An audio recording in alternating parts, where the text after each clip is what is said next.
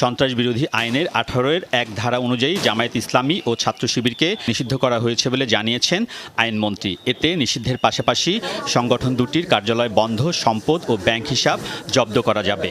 সরকার এই সিদ্ধান্ত নিয়েছে যে সন্ত্রাস বিরোধী আইনের 18-র 1 ধারায় এই জামাত ইসলাম এবং ইসলামী ছাত্র শিবির এবং তার অন্যান্য যে অঙ্গ সংগঠন সেগুলিকে সরকার নিষিদ্ধ ঘোষণা করিল এবং এটা সন্ত্রাস বিরোধী আইনে যে দ্বিতীয় তফসিল আছে সেইখানে সেই নামগুলো সেই তালিকাভুক্ত হবে। প্রজ্ঞাপনটা যেটা জারি করার সেইটা আইন মন্ত্রণালয় থেকে ভেটিং হয়ে অলরেডি চলে গেছে জায়গা মতো, ওইটাই ফাইনাল, ওইটা হয়ে গেছে। জামায়াত শিবির নিষিদ্ধের কারণে আইন শৃঙ্খলা পরিস্থিতির অবনতির শঙ্কা আছে, সে বিষয়ে সরকারের প্রস্তুতি আছে বলে জানিয়েছেন স্বরাষ্ট্রমন্ত্রী। আমরা মুক্তিযুদ্ধ করে দেশ স্বাধীন করছি না, ওদের বিরুদ্ধে তো আমরা সেই 71 থেকে যুদ্ধ করতেছি, কাজেই এইগুলোই আমাদের সক্ষমতা অনেক আছে। কোটা আন্দোলনে সহিংসতার প্রেক্ষাপটে প্রধানমন্ত্রী শেখ হাসিনার সাথে গত 29 জুলাই রাতে 14 দলের বৈঠকে সিদ্ধান্ত হয়েছিল জামায়াত ইসলামী ও ছাত্র শিবির নিষিদ্ধের। দুর্ভাগ্যের বিষয় যে আলমগীর স্বপন, যমুনা নিউজ, ঢাকা। ৪৫ বছর পর আবারও রাজনীতি থেকে বিতাড়িত হলো বাংলাদেশ জামায়াত ইসলামী। তবে জামায়াত এবারই প্রথম নিষিদ্ধ হয়নি, এর আগেও 4 বার নিষিদ্ধ হয়েছে উপমহাদেশের এই রাজনৈতিক দলটি। সাম্প্রতিক কালে হত্যাযজ্ঞ, ধ্বংসাত্মক কার্যকলাপ, সন্ত্রাসী কর্মকাণ্ডের সরাসরি সম্পৃক্ততা এবং উস্কানির অভিযোগ আনা হয় দলটির বিরুদ্ধে। ফলে নির্বাহী আদেশে জামায়াতকে নিষিদ্ধ করেছে সরকার। বাংলাদেশ জামায়াত ইসলামী সৈয়দ আবুল আলা মওদুদের হাতে গড়া একটি রাজনৈতিক সংগঠন। প্রতিষ্ঠাকালের নাম ছিল জামায়াত ইসলামী হিন্দ। ব্রিটিশ ভারতে 1941 সালের 26 আগস্ট সংগঠনটি প্রতিষ্ঠিত হয়। 2013 সালের আগস্ট মাস থেকে রাজনৈতিক দল হিসেবে দলটির নিবন্ধন অবৈধ ঘোষণা করেন বাংলাদেশের হাইকোর্ট। 3 বিচারপতির গঠিত হাইকোর্ট বেঞ্চের সংখ্যাগরিষ্ঠ মতামতের ভিত্তিতে এই রায় হয়। ওই রায়ের ফলে জামায়াত দলগতভাবে ও দলীয় প্রতীকে নির্বাচন করার অধিকার হারায়। প্রতিষ্ঠার পর পাকিস্তান আমলেই 5 বছরের মধ্যে 2 বার নিষিদ্ধ হয় দলটি। প্রথমবার 1959 সালে, দ্বিতীয়বার 1964 সালে। সে সময় দলের প্রধান মওদুদী সহ গ্রেফতার করা হয় 60 জামায়াত নেতাকে। এদের মধ্যে পূর্ব পাকিস্তানের যে 13 জন জামায়াত নেতা ছিলেন তাদের অন্যতম গোলাম আজম। 1971 সালে স্বাধীনতা অর্জনের পর 1972 সালের সংবিধানে ধর্মীয় রাজনীতি নিষিদ্ধ করা হয়। ফলে স্বাধীন বাংলাদেশের শুরুতেই নিষিদ্ধ হয় জামায়াত। কিন্তু 1979 সালে জিয়াউর রহমান সংবিধান পরিবর্তন করায় আবারও বাংলাদেশে রাজনীতি করার সুযোগ পায় জামায়াত। 71-এ মানবতাবিরোধী অপরাধের দায়ে বিভিন্ন মাত্রায় দণ্ডিত হয়েছেন দলটির বেশ কয়েকজন শীর্ষ নেতা। এমন একটি মামলার রায়ে জামায়াতকে সন্ত্রাসী সংগঠন হিসেবে আখ্যা দিয়েছিলেন মানবতাবিরোধী ট্রাইব্যুনাল। জামায়াতের ছাত্র সংগঠন ইসলামী ছাত্র শিবিরের বিরুদ্ধেও বিভিন্ন সময়ে সন্ত্রাসী কর্মকাণ্ডের অভিযোগ ছিল। মহিউদ্দিন মধু, যমুনা নিউজ, ঢাকা। এদিকে জামায়াত শিবির নিষিদ্ধের সিদ্ধান্তকে স্বাগত জানিয়েছেন রাজনৈতিক বিশ্লেষক ও মুক্তিযুদ্ধ গবেষকরা। তারা বলছেন, অনেক পরে হলেও মুক্তিযুদ্ধের বাংলাদেশে এটি সাহসী সিদ্ধান্ত। এই সিদ্ধান্তে জামায়াত শিবির আরও সহিংস হতে পারে শঙ্কা জানান বিশেষজ্ঞরা। বলেন, ভূ রাজনীতির চাপও আসতে পারে সরকারের উপর। সঠিক সিদ্ধান্ত নিয়ে এসব চ্যালেঞ্জ মোকাবেলা করতে হবে। যুদ্ধাপরাধীদের রায় কার্যকরে বিদেশি চাপ সামাল দেওয়ার অভিজ্ঞতা আছে সরকারের। এক্ষেত্রেও চাপ সামাল দেওয়ার আশাবাদ জানান গবেষকরা। জামাত তো বহু পূর্বেই নিষিদ্ধ হওয়া উচিত ছিল এবং সরকারেরও সে কাজটা করা উচিত ছিল, কিন্তু সরকার সে কাজটি যথাসময়ে করে নাই। হয়তো এখন তারা বুঝতে পারছে যে বীরদর সাপ সে কখনো পোষ মানে না, সুযোগ পেলে সে সবল দেয়। দক্ষিণ এশিয়ার আঞ্চলিক নিরাপত্তা, জননিরাপত্তা সব কিছুর জন্য একটা মারাত্মক হুমকি হয়ে দাঁড়িয়েছে। এই সময় জামাত নিষিদ্ধ করার কোনো বিকল্প কিছু ছিল না। এটা সময়ের দাবি, সেই দাবি সরকার পূরণ করেছে। এতে আছে অ্যান্টিব্যাকটেরিয়াল ফিল্টার। এর ইনভার্টার টেকনোলজি বিদ্যুৎ খরচ বাঁচায়, তাই বিশ্বের 1 নম্বর এসি নির্মাতা গ্রি। কোটা আন্দোলনের নাম দিয়ে নাশকতা করে জঙ্গিবাদী কর্মকাণ্ড করা হচ্ছে, তাই অভিভাবকদের সতর্ক করেছেন প্রধানমন্ত্রী শেখ হাসিনা। দুপুরে রাজধানীর কৃষিবিদ ইনস্টিটিউটে কৃষক লীগের আলোচনা সভায় এই আহ্বান জানান তিনি। প্রধানমন্ত্রী বলেন, আদালতে ন্যায় বিচারের আশ্বাস দেওয়ার পরও আন্দোলনের নামে যে এত প্রাণ ঝরে গেল, এ দায় কার? বলেন, কোটা সংস্কার করে দেওয়ার পরেও আন্দোলন না থামার পেছনে কারা ছিল সে প্রশ্ন রাখেন শেখ হাসিনা।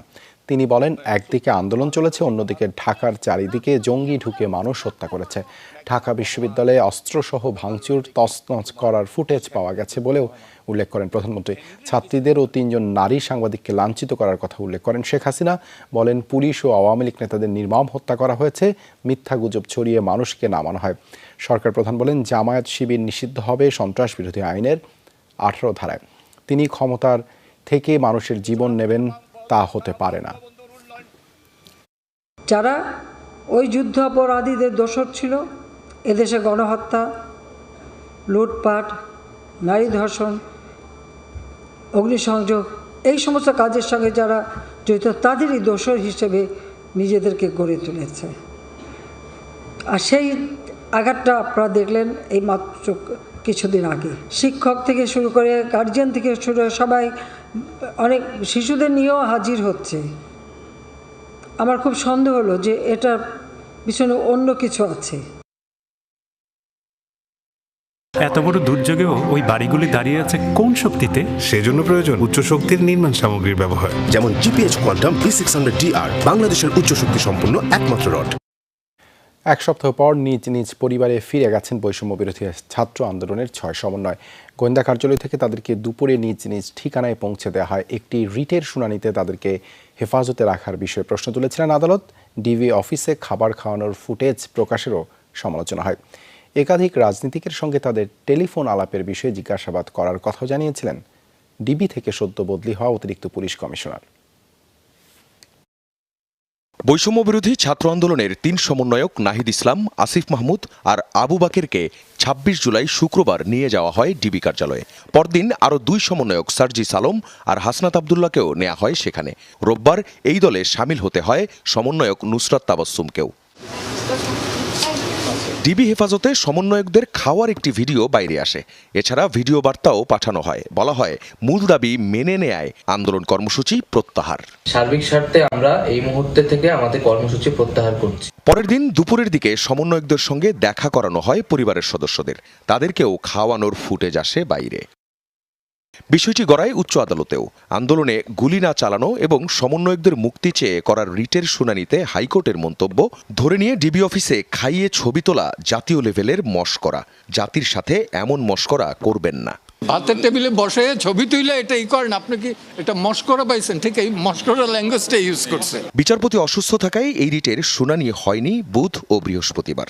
এরই মধ্যে অতিরিক্ত কমিশনার হারুনুর রশিদকে বদলি করা হয় ডিবি থেকে। বৃহস্পতিবার ছেড়ে দেয়া হলো সমন্বয়কদের। ডিবি জানায়, সমন্বয়কদের তুলে দেয়া হয় ঢাকা বিশ্ববিদ্যালয়ের প্রক্টরের কাছে। ঢাকা মেডিকেলের একজন চিকিৎসক তাদের স্বাস্থ্য পরীক্ষা করেন।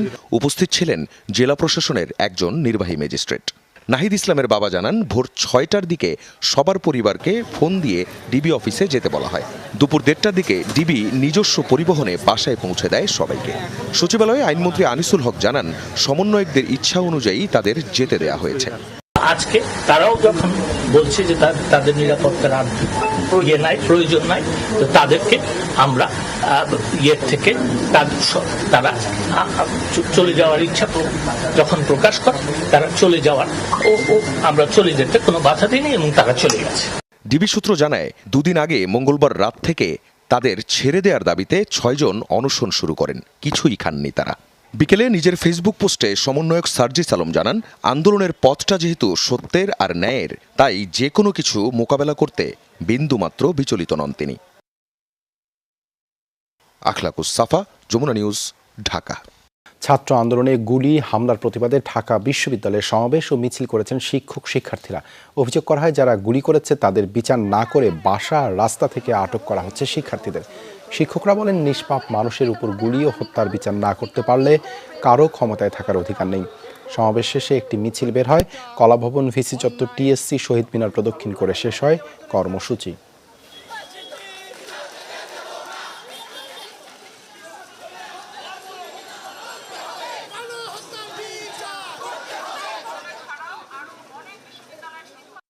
ছাত্র এবং শিক্ষকদের উপর নিপীড়ন চলছে, দেশটা চালানো হচ্ছে একটা ব্রিটিশ আমলের মতো ডিভাইড অ্যান্ড রুল। প্রতিবাদ করলেই ট্যাগ লাগিয়ে দেওয়া হয়, এই ট্যাগানো বন্ধ করতে হবে। এখন হত্যার জন্য মায়া কান্না কাঁদছেন। কেন মায়া কান্না কাঁদছেন বললাম, কারণ আজকে এই পত্রিকাতে দেখবেন যে আমাদের যে ছাত্ররা, শিশুরা, জনতা, তারা নাকি মারা গেছে সন্ত্রাসীদের গুলিতে। পুলিশ যা এজাহার করেছে সব জায়গায় বলা হয়েছে সন্ত্রাসীদের গুলিতে মারা গেছে। আমরা চোখের সামনে দেখলাম পুলিশের ইউনিফর্ম পরে গুলি করা হচ্ছে। দেখামাত্র গুলি নির্দেশনা সরকার দেয়নি, আন্দোলনের ভেতরে ছদ্মবেশে অনুপ্রবেশ করে পরিকল্পিতভাবে শিশুসহ নিরপরাধ মানুষকে গুলি করেছে জঙ্গি গোষ্ঠী। ধানমন্ডি কার্যালয়ে এক সংবাদ সম্মেলনে কথা জানিয়েছেন আওয়ামী লীগ সাধারণ সম্পাদক। তাকাতে গিয়ে গুলিবিদ্ধ শিশু, গুলিটা কোথায়? মাথায়। তদন্ত কমিটি তদন্ত করা অবস্থায় আমরা তাদের প্রভাবিত করতে পারি না। দেখামাত্র গুলি নির্দেশের বিষয়ে ভুল বার্তা দেওয়া হচ্ছে। সেনাবাহিনী নিয়োগ, কারফিউ জারি, এরপর সেনাবাহিনী কোথাও একটা গুলি ছুড়েছে, সে ধরনের কোনো খবর আমাদের জানা নেই। টাইম মেশিন দিয়ে অতীতে যেতে পারলে প্রতিটি মৃত্যুই ঠেকিয়ে দিতেন বলে মন্তব্য করেছেন তথ্য প্রতিমন্ত্রী মোহাম্মদ আরাফাত। বলেন, সব মৃত্যুর ঘটনার তদন্ত ও বিচার হবে। দুপুরে সচিবালয়ে সমসাময়িক ইস্যুতে এ কথা জানান তিনি। যদি আমরা অতীতে যেতে পারতাম টাইম মেশিন দিয়ে, আমরা প্রতিটি মৃত্যু আটকে দেওয়ার সুযোগ থাকলে আমরা সেটা চেষ্টা করতাম, কারণ প্রতিটি মৃত্যু এবং হতাহত আমাদের বুকের উপরে ভারী হয়ে আটকে আছে। গরম গরম ভাত সকাল কিংবা রাত, এটা Jamuna rice cooker, simplify cooking. ক্ষমতাসীন আওয়ামী লীগ সরকার আজ রাষ্ট্রঘাতী ও প্রাণঘাতী সরকারে পরিণত হয়েছে বলে মন্তব্য করেছেন বিএনপি মহাসচিব মির্জা ফখরুল ইসলাম আলমগীর। বিকেলে গণমাধ্যমে পাঠানো বিবৃতিতে ছাত্র জনতা হত্যার দায় নিয়ে অতি দ্রুত পদত্যাগ করে জনতার ক্ষমতা জনতার কাছে ফিরিয়ে দেওয়ার আহ্বান জানান তিনি। মির্জা ফখরুল হুঁশিয়ার করে বলেন, নির্যাতন যত বৃদ্ধি পাবে গণপ্রতিরোধ তত দুর্বার হবে। সুপরিকল্পিতভাবে আইন শৃঙ্খলা বাহিনী ও প্রশাসনকে সাধারণ মানুষের বিপক্ষে দাঁড় করানো হচ্ছে উল্লেখ করে একে রাষ্ট্রের জন্য অশনি সংকেত বলে মন্তব্য করেন তিনি। বিবৃতিতে মির্জা ফখরুল জাতির এই ক্রান্তি লগ্নে দেশপ্রেমিক সকলকে শাসক গোষ্ঠীর বিরুদ্ধে রুখে দাঁড়ানোর আহ্বান জানান। এখন যাদেরকে নিষিদ্ধ করা হচ্ছে তাদের সাথে একসঙ্গে কেয়ারটেকার সরকার নিয়ে আন্দোলন করেছে আওয়ামী লীগ। বিকেলে রাজধানীতে এক সংবাদ সম্মেলনে কথা বলেন জমিয়তে উলামায়ে ইসলাম বাংলাদেশের মহাসচিব মঞ্জুরুল ইসলাম আফেন্দি। বলেন, শিক্ষার্থীদের ন্যায়সঙ্গত ও শান্তিপূর্ণ আন্দোলনকে আজকের এই জটিল পর্যায়ে আনার জন্য সরকারই দায়ী। কোটা বিরোধী আন্দোলনকে সহিংসতায় রূপ দেওয়ার জন্য সরকারের দায়িত্বশীল ব্যক্তিদের উস্কানিমূলক বক্তব্য ও সরকার দলীয় ছাত্র সংগঠনের সশস্ত্র নেতাকর্মীদেরকে সাম্প্রতিক কর্মকাণ্ডকে অন্যতম কারণ বলে মনে করেন তিনি। নির্বিচারে গুলি চালিয়ে আন্দোলন দমন করতে চাওয়ায় গোটা দেশ অগ্নিগর্ভ হয়ে ওঠে বলেও মন্তব্য করেন তিনি। দৃশ্যমান ও বিরাজমান সংকট থেকে মুক্তি পেতে আমরা সরকারকে দেশ ও জাতির বৃহত্তর স্বার্থে পদত্যাগ করার উদাত্ত আহ্বান জানাচ্ছি।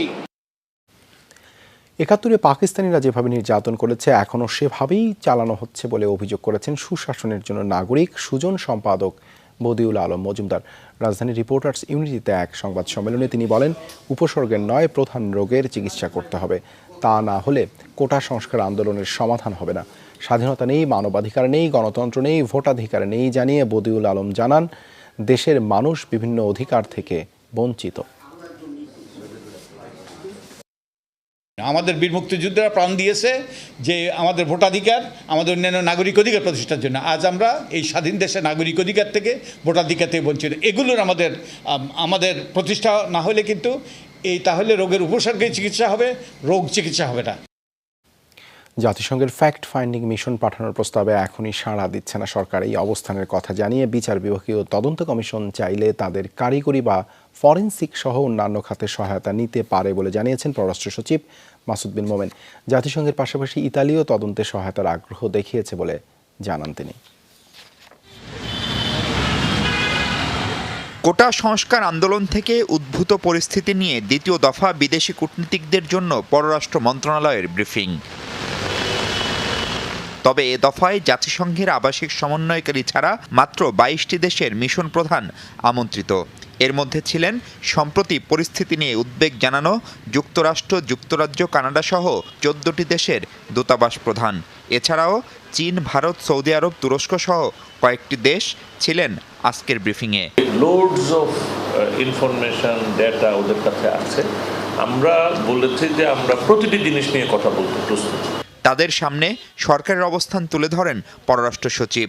পরে তিনি জানান, পশ্চিমা 14 দেশের উদ্বেগের লিখিত জবাব দিয়েছে পররাষ্ট্র মন্ত্রণালয়। যে সমস্ত কনসার্ন ছিল এবং এই যে বেশ কয়েকটি দেশের রাষ্ট্রদূতরা যে চিঠি লিখেছিলেন মাননীয় পররাষ্ট্রমন্ত্রীকে, সেই চিঠি কিন্তু আমরা লিখিত জবাবও দিয়েছি এবং সেই জবাবে কিন্তু উই হ্যাভ অ্যাড্রেসড তাদের যেই সমস্ত ইস্যুগুলো আছে।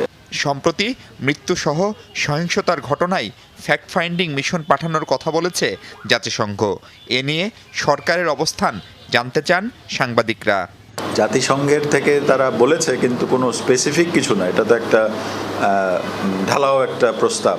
সুতরাং আমরা তাদের সাথে আলাপ আলোচনা করব, আমাদের যে কমিটি আছে সেটার কাজটা করতে দেওয়া হোক। সুতরাং তারপরে সেটার যদি কোনো থাকে তখন আমরা, বাট এই মুহূর্তে আমরা আরেকটা সেপারেট বা একটা প্যারালাল কিছু আমরা করতে চাই না।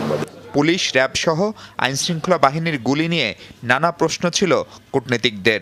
এসব ঘটনার ব্যাখ্যা দিয়ে সরকার বলছে, গত কয়েকদিন সহনশীলতার পরিচয় দিয়েছে আইনশৃঙ্খলা বাহিনী। আইনশৃঙ্খলা রক্ষাকারী বাহিনী বা যারা এখন মাঠে আছেন তারা যথেষ্ট সহিষ্ণুতা দেখাচ্ছেন বা তারা আইনের মধ্যে থেকেই তাদেরকে বোঝাতে চেষ্টা করছেন। কোনো ক্ষেত্রে সফল হয়েছেন, কোনো ক্ষেত্রে হয়তো সফল হননি। তবে সরকারের এসব ব্যাখ্যায় বিদেশিরা কতটা আশ্বস্ত হলেন তার সুনির্দিষ্ট জবাব পাওয়া যায়নি। মাহফুজ মিশু, যমুনা নিউজ, ঢাকা।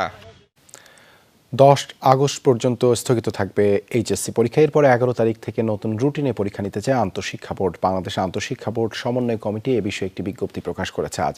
বিজ্ঞপ্তিতে আন্তঃশিক্ষা বোর্ড সমন্বয় কমিটির সভাপতি এবং ঢাকা শিক্ষা বোর্ডের চেয়ারম্যান অধ্যাপক তপন কুমার সরকার সই করেছেন।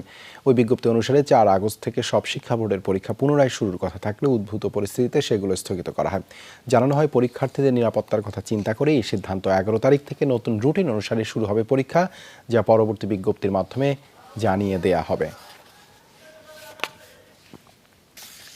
পিরোজপুরে নিজ গৃহ থেকে একজন কৃষকের হাত পা বাঁধা মরদেহ উদ্ধার করেছে পুলিশ। বৃহস্পতিবার সকালে সদর উপজেলার কাঁথুলিয়া গ্রামে ঘটনা ঘটে। নিহতের নাম তপন কুমার হালদার। পুলিশ জানায়, ছেলে মেয়ে ও স্ত্রী কাজের সূত্রে বাড়ির বাইরে থাকায় বাড়িতে একাই ছিল তপন। সকালে অনেক বেলা পর্যন্ত তার কোনো খবর না পেয়ে প্রতিবেশীরা তার ঘরে খোঁজ করতে যান। এই সময় ঘরের মধ্যে তাকে হাত পা বাঁধা অবস্থায় পড়ে থাকতে দেখে পুলিশে খবর দেয় তারা। প্রাথমিক ধারণা, পূর্বশত্রুতার জের ধরেই এই ঘটনা ঘটেছে। ঘটনাটি খতিয়ে দেখছে পুলিশ। অনুষ্ঠিত হলো national credit and commerce bank PLC NCC ব্যাংকের 39তম বার্ষিক সাধারণ সভা। বৃহস্পতিবার ভার্চুয়াল এই সভায় সভাপতিত্ব করেন ব্যাংকের চেয়ারম্যান মোহাম্মদ আবুল বাশার। সাধারণ সভায় 2023 সালের জন্য 12% নগদ লভ্যাংশ অনুমোদন করা হয়। এছাড়া 2023 সালের বাৎসরিক নিরীক্ষিত হিসাব, পরিচালনা পর্ষদের প্রতিবেদন ও নিরীক্ষকদের প্রতিবেদন সংখ্যাগরিষ্ঠ ভোটে গৃহীত হয়। চেয়ারম্যান বলেন, ব্যাংকের শেয়ার হোল্ডার্স ইকুইটি ও মোট সম্পদ পর্যায়ক্রমে বৃদ্ধি পাচ্ছে, যার ফলে ক্রেডিট রেটিং ও ক্যামেলস রেটিংয়ে উন্নতি দেখা যাচ্ছে। উন্নত প্রযুক্তির ব্যবহার ও গ্রাহক সেবার মান বৃদ্ধির মাধ্যমে এনসিসি ব্যাংক সফলতার দিকে এগিয়ে যাচ্ছে বলে মন্তব্য করেন তিনি। এনসিসি ব্যাংকের ঊর্ধ্বতন কর্মকর্তারাও সভায় অংশ নেন। এই ছিল আজকের সব খবরের আয়োজনে। এতক্ষণ সাথে থাকার জন্য ধন্যবাদ সবাইকে।